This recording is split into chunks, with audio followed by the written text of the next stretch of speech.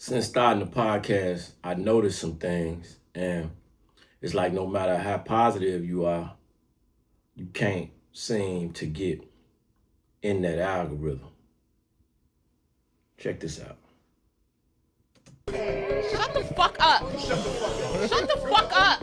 I'm sick of you. I'm sick of you for real. Are y'all on your leave it alone? I did. After he I'm wondering why we have women disrespectful towards men, men disrespectful towards women.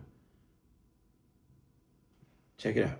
1,000 times he said leave it alone. He said leave it alone before I fucking put shit out there. Bitch, wake it up. Ain't no fucking. I did not say put shit out there. I said leave me alone. No. Them motherfuckers act like it's a bitch with the dyke for 9 months. They don't know what the fuck going on. Watch out. It was longer than 9 months. Watch out. I've seen so many women in that age range that are getting spoiled. That don't make sense to me. The niggas is spending it. And then he said he was So- talking about. I'm sorry. And if The you moment feel like that you they don't want stop, to be, then okay. if you feel like you don't want to be the nigga that's spoiled, then why are you It's fucking paying entertaining attention. her? Why are you even bothering her if you feel like you don't want to be that nigga? If you pass expiration, then you pass. It's not about fucking spoil you milk. Yes, it is. You Yes, cannot it put is. an age limit on when the fuck a bitch can get spoiled. No. At the end of the day, if a nigga can't spoil Is it an age limit on spoiled milk? Spoiled milk is crazy. We gotta deal with it. alone, Turn it up. because I'm tired of that shit. Yes. Niggas trying to put an age limit on when the fuck bitches can get spoiled.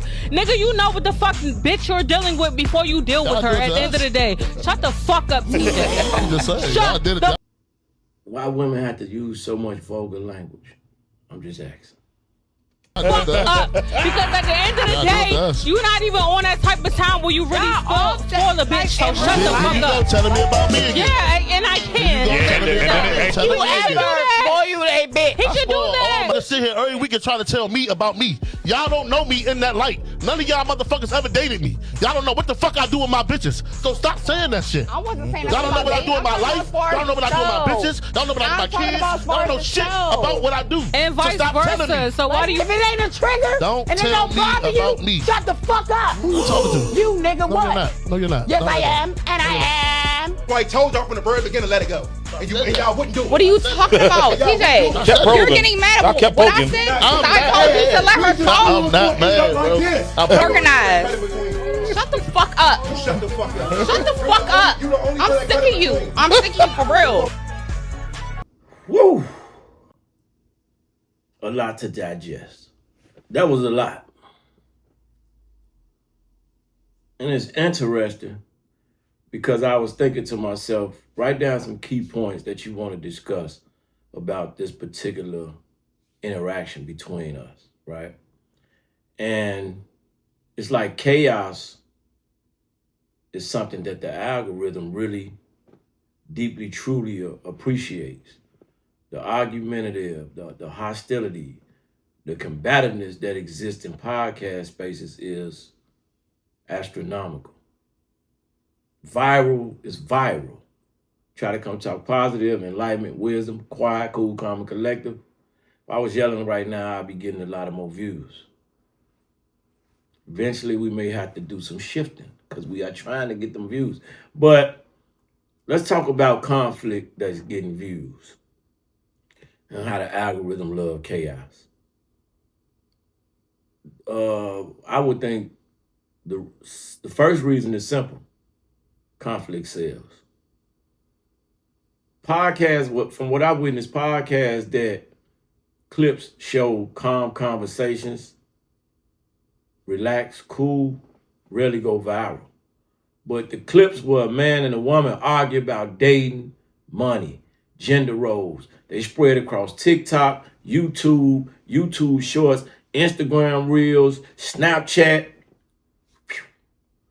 I've put posts up where we talk about women that don't need men because a lot of women say they don't need men. Men broke, men lazy. Modern women are delusional. Why does young man go out and do that? Young man, you shouldn't rob and unalive people. Womp womp. Low views. It's like the terrible clips trigger emotional responses which the algorithm interprets and represents as engagement. More comments, more shares, more arguments in the comment section, which means more reach.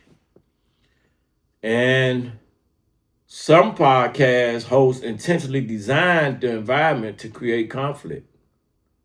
I can say my goal was to try to have a conversation, even though people may think I'm trying to incite conflict. That wasn't the goal. But I'm seeing how difficult it is for us to communicate amongst each other respectfully. And the conversations go off the rail, hence the incentive becomes structured towards extreme opinions between us. Moderate, respectful, classy opinions, they don't trend. If somebody say something like, relationships are complicated and both men and women have valid points. No views, no virality. If someone says most men are weak today or modern women are entitled, the level of the level of immediate controversy that create, to the roof. Gone. Viral. So a lot of podcasts feel pressure to take extreme positions to get attention, build a following, and create viral moments. Sad but true. Because I'm looking at so much chaos and I'm wondering and I'm starting to realize, well, I've been realizing, but I'm starting to put it in perspective now to convey that to you guys, to wonder why your algorithm may present certain images and certain conversations to you, especially if you engage in those particular conversations. A lot of podcasts remove social filters. Normal social environments, people behave differently.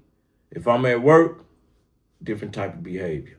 Even though now in certain places, I may get at a little pushback at family gatherings, if you're out on a date.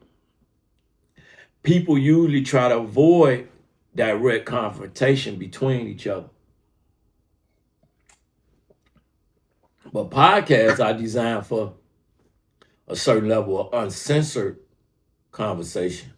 So if you're encouraged to speak bluntly, challenge each other, cut each other off, debate, argue, think know-it-alls.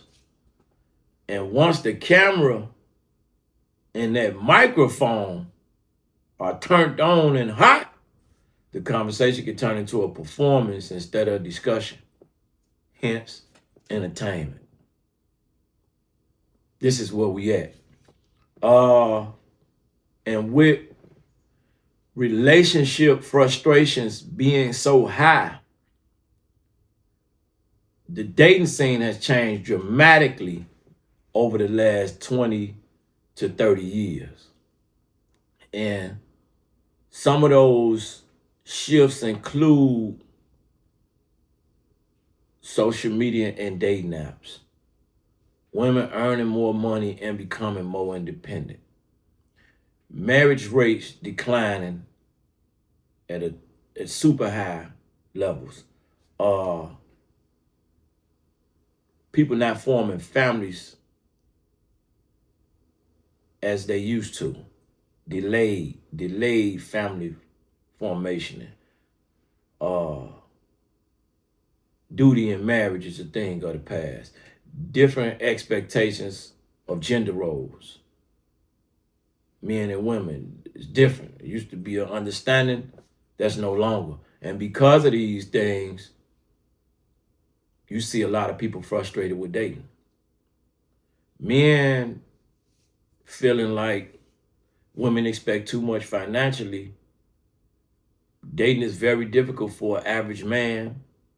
Women feeling like men are emotionally unavailable and they aren't stepping up. These are the conflict that we have. And podcasts have become a place where those frustrations spill out publicly and once that camera and that microphone come on, chaos. And then you look at the audience, right? The people that's looking at the podcast already got preconceived notions and pre-existing beliefs. And a lot of viewers identify with the men improvement spaces, the feminist spaces, the red pill manosphere discussions, the traditional relationship views. And when somebody on that podcast say something controversial, the audience doesn't hear it in a neutral space. They automatically hear it as, I agree with that. I don't agree with that. So the conversations become warfare instead of enlightenment and exploration. Exploration, which is something that I'm trying to do, explore why we can't communicate, why I came up with talking points on a regular to try to circumvent our conversations amongst each other now. And I'm getting pushed down in the algorithm. Quiet him down. He trying to, no. So if I create a space that encourage a debate and you feel biased, it's difficult for us to have structured debates around certain topics. Now, think about a host plus a panel of women, a host plus a panel of men. Then you got audience questions. That setup alone gonna create confrontation.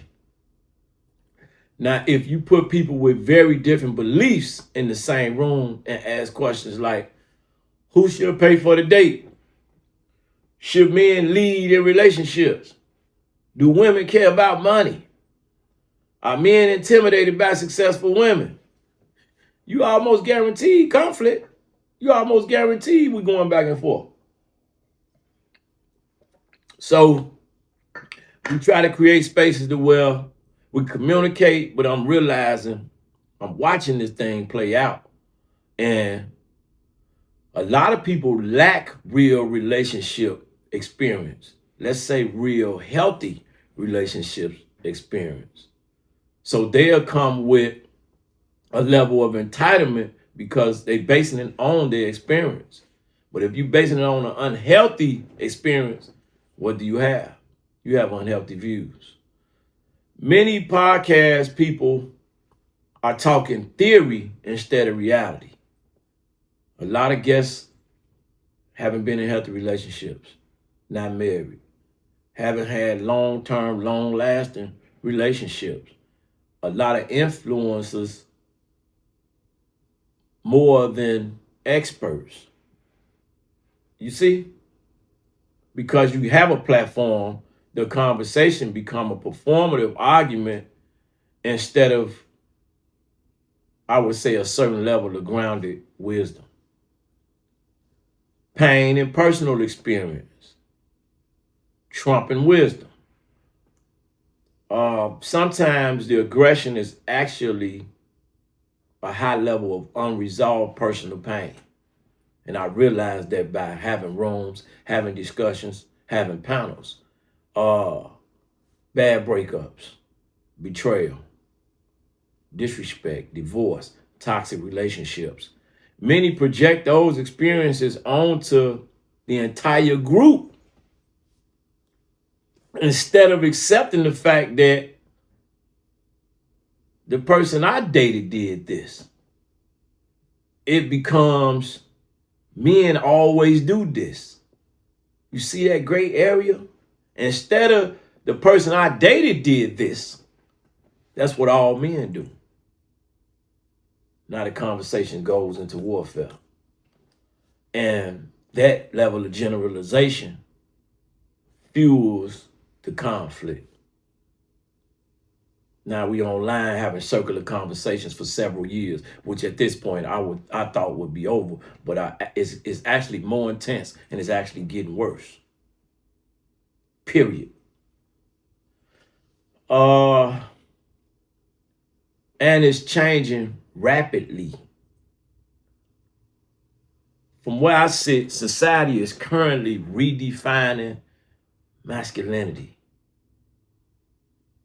redefining femininity, redefining gender roles, redefining financial expectations, redefining family structure, family dynamic, redefining parental rights, parental guidance, parenting roles. At one point, family was God, father, mother, child. Now, I'm going to let you use your imagination because I don't want to get banned.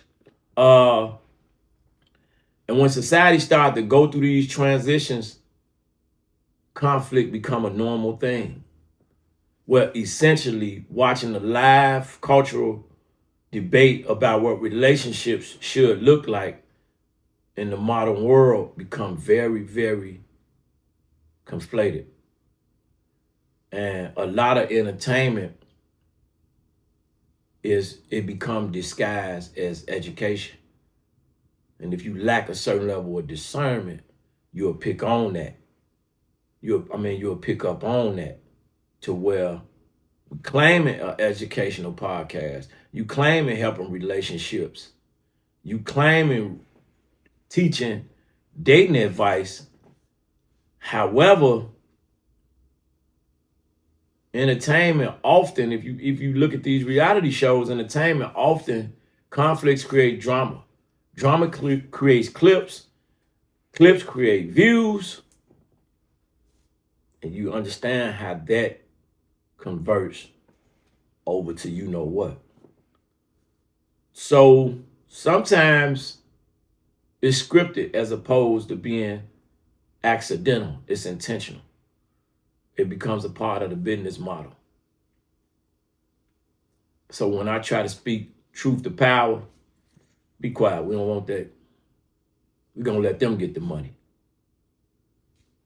Which forces me in a certain space to try to find a fine line between if I can push this particular narrative and try to use this energy to change the thoughts and the process and the minds of certain people. If the conversation between men and women always turn into a battlefield, nobody really learning anything.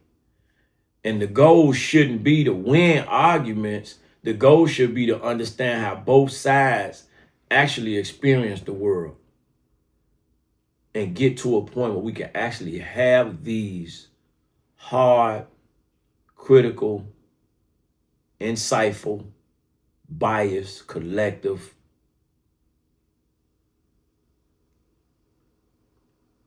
conversations. Stay tuned in because we're going to go deep on a regular basis. See you in a minute.